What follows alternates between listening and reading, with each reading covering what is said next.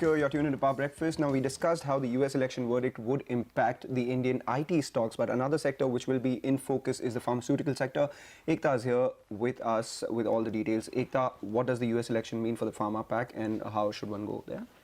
Well, it's going to be really interesting to see the impact of the presidential elections on the pharma space. Now, net, if it is Hillary Clinton, then the biggest issue, which is basically drug pricing or pricing pressure, is going to see much more of an aggressive stance as opposed to Trump coming into play. So that, remember, drug pricing is basically the most important issue that generic pharma companies are dealing with, or the entire pharma space is dealing with in the US. So that is the biggest issue to reckon with. If Clinton comes into power, then that would possibly be more aggressive in terms of steps taken by the government in order to ensure that there are low prices of drugs as opposed to Trump coming into power. So that would be the key issue to watch out for. To give you a bit of a background, Clinton has been very vocal in terms of the type of issues she's addressed when it comes to drug pricing. The most important being Mylan and EpiPen, which is the allergy injection, which in fact saw prices as elevated as over $700. She's mentioned it in her campaigns multiple times.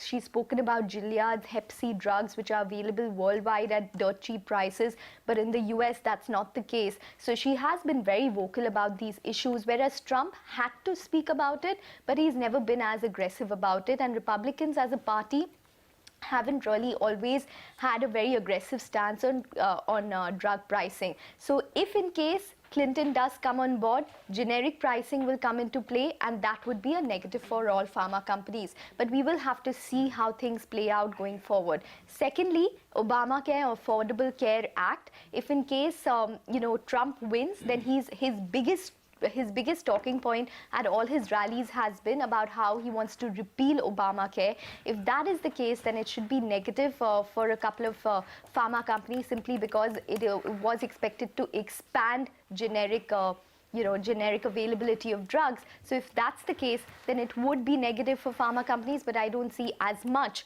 as drug pricing and the pressure that we could see on that. Okay, Ekta, thanks so much for those